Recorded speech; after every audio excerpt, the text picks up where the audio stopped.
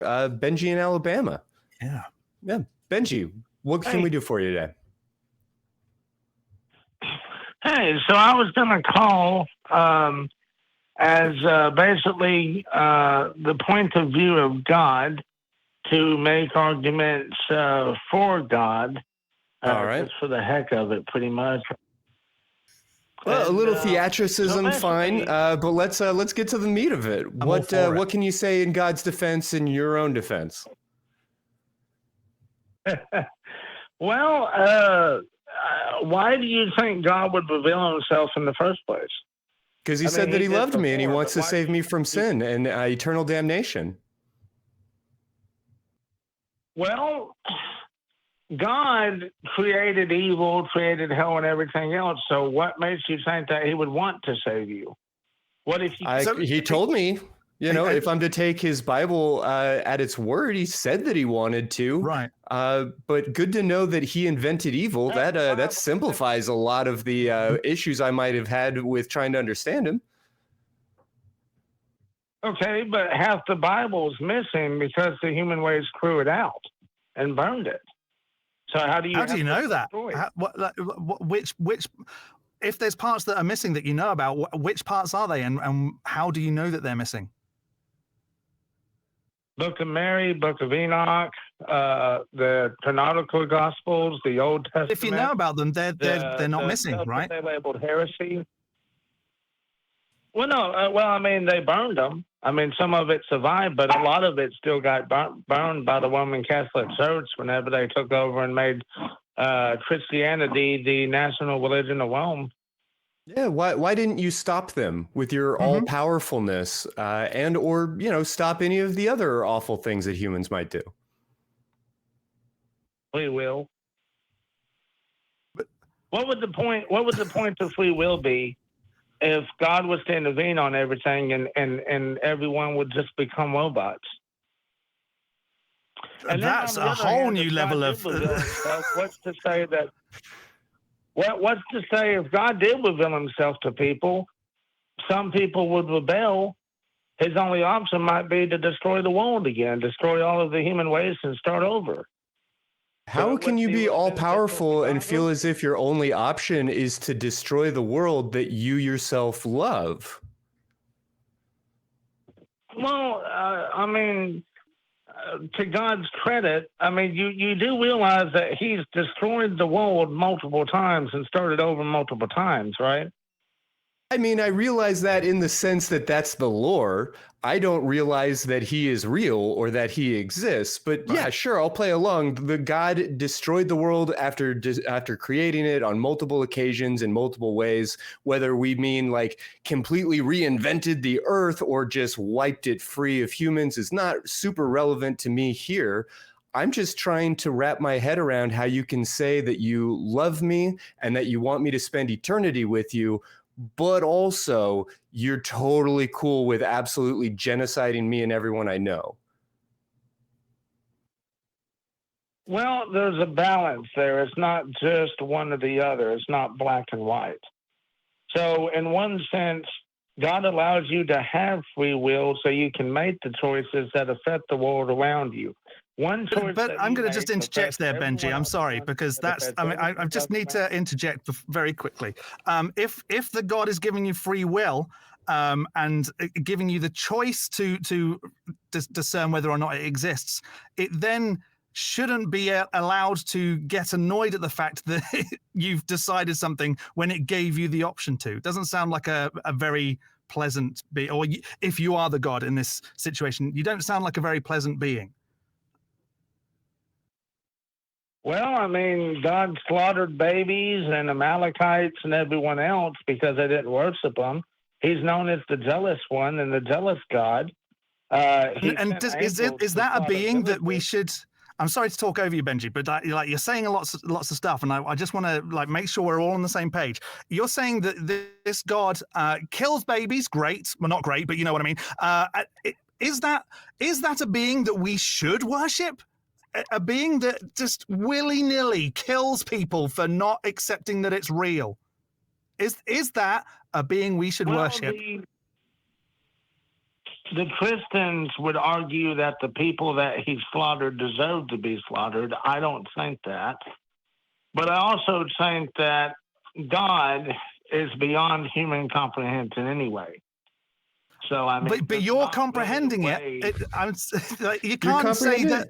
You're speaking on his behalf. Yeah, you can't say that you can't comprehend it, but then you're saying that this is a real thing and this is why it does these things. You are, by definition, comprehending it. So how is something that is incomprehensible being comprehended by you? I can't really tell you that. Okay. Well, that's very honest of you. Well, thank you. The problem with the whole God problem in general, worshiping, acknowledging, being subservient to God, a lot of people, because y'all compare that to slavery, right? If I stood before you and I was God and I demanded you to kneel and bow to me and worship me and all this stuff, what argument would you have against that? If I wasn't causing you harm, what argument would you have to say? That sounds pretty harmful to me. Yeah. Like, drop what you're doing, give up your life, give up your values, give up your passions, your interests, your own like sustenance, and work towards your own well-being and obey everything that I say. Doesn't sound like it doesn't cause harm. Well, it doesn't cause physical harm. I mean, if you're, the only way that it would affect you is if you're against God. Like if I was God, right, so I'm only going to shoot you if you don't obey me, but I haven't caused you any physical harm because I haven't actually shot you. And if I do shoot you, it's because you disobeyed me and made the choice that I would shoot you. And then there's also the whole mental level as well, that if you don't obey me, I'm now worried that I'm going to be shot by you. I have to do this. So mentally, my brain is going all over the place, and I have to worship you, or else I'm going to be hurt. Yes, physical hurt isn't happening, but mentally, that's a lot. Well, see, what it would be is actually I haven't shot you yet, and you have the choice to either obey me or not. But if you don't obey me, then I have no other choice but to shoot you. Is what that would be. No, that's wrong. You have plenty of other options. Shooting isn't the only other option. Yeah, Benji, I don't mean to pry into your personal life, but have you made it this far in life without the wanton murder of another human being? Well, I don't have to answer that, but even if you have murdered somebody, let me say that you have not eternally damned them to eternal pain and suffering and torment. So I'm comfortable making the argument that you are more moral than the God that we're here to speak about. Well, see, hell actually is not what, because the hell idea that y'all are talking about came from the Devil's Inferno, the Italian guy's book, The Devil Inferno. That hell actually was not the hell that the original Bible had. In the Hebrew and in the Greek, you had Tartarus and you had Limbo. And basically that hell was just basically a waiting room. I mean, you die, you walk around, you can still see Earth, but you're dead. Yeah, I mean, we can explore different formulations of the lore. I don't mean to be prescriptive about what is and is not canon within the Christian belief system. Of course, there are many forms of the Christian belief system, but regardless of how we bounce back and forth on some of these specifics, I'm still struggling to understand why there would be a God, why that God could claim to be all loving and all powerful, but also be willing to commit genocide, or in your words, maybe more obligated to commit genocide. God didn't claim to be all loving. So I'm actually going to point that out, Will Trick. God is not all loving, and he never claimed to be all loving. Now, if you say that... Okay, so that's more like Bible mistranslations, misinterpretations, BS. In the Old Testament, basically, so the church created the Trinity, and they said that Jesus and God and the Holy Spirit are all the same. But they can't be all the same, because God in the Old Testament slaughtered and murdered and genocide and all of that. And when Jesus came, he was like, oh, well, turn the other cheek and all this other stuff. Now, later he said when he comes back, he's going to bring a sword to punish those. But when he was here on earth, before they slaughtered him, before the human race killed him, he said that, turn the other cheek and forgive and all that. The God of the Old Testament, according to the Tanakh and the other books, the God does not change. He doesn't change his mind. He does change his mind. Let me correct that. He is jealous. He does change his mind. He does regret change. He regretted making humans when he did it at one point, flooded the earth.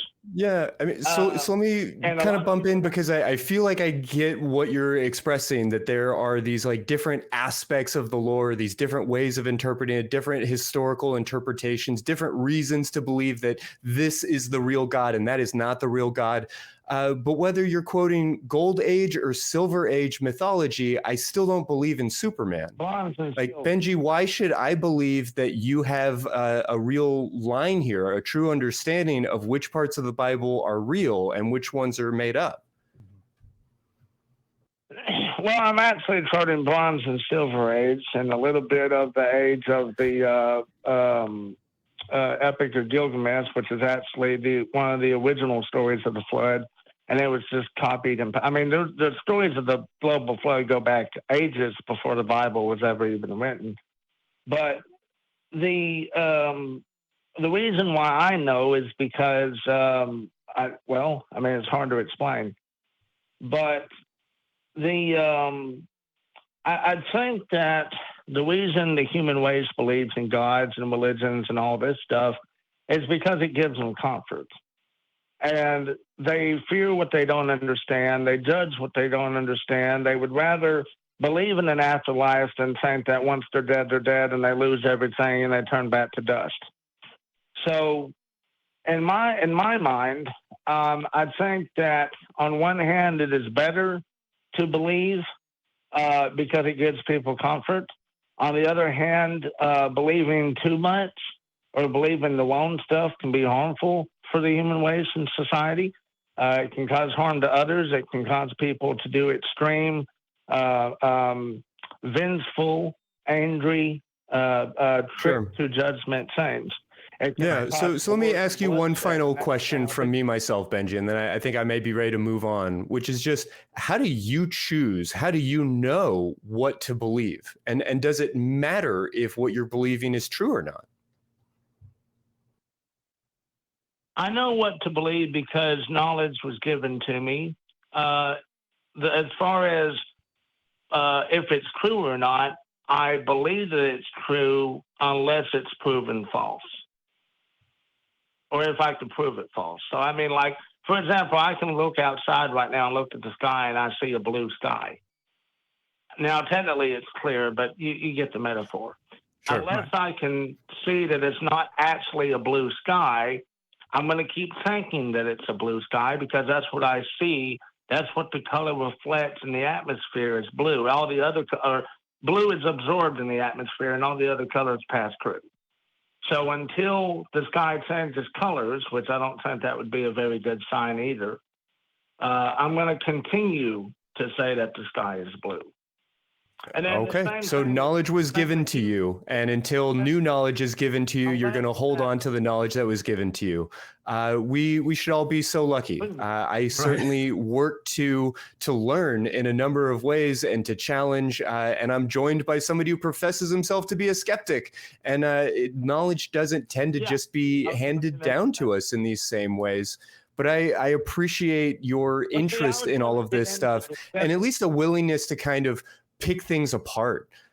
John, anything else that you wanted to touch on? I just want to say thank you for being honest, Benji. And it is difficult for a lot of folks to say that I believe in this because it's mostly for comfort. And I know I've got family members or my wife's family who are the same when it comes to talking about how and why they believe. It's more for comfort.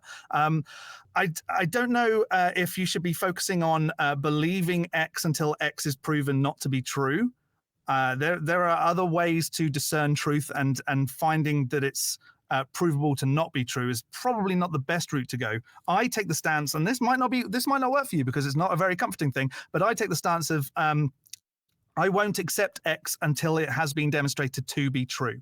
And in this instance, X is God, and I can't accept that there is a God until it has been demonstrated to me that there is a God, and be it of any religion out there. But I do really appreciate your sharing of I mostly believe because it's comfortable and it's a comfort for me. So that was very kind of you. Thank you so much for your call. You have a great afternoon.